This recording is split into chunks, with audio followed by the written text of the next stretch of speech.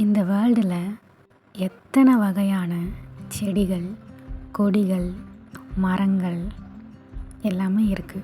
இந்த பசுமையான இயற்கையோட ஒரே நோக்கம் வளர்றது, உயர்றது, பெருகிறது, நிலச்சி நிற்கிறது. இப்படி சொல்லிக்கிட்டே போகலாம்.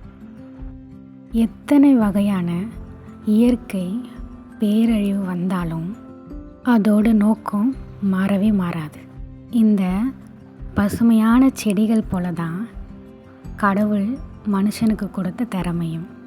நம்ம நிலமை மாறாமல் இதே நிலையில் இருக்க காரணம் வளர்ச்சியை மட்டும் நம்ம நோக்கமாக வைக்காதது தான்.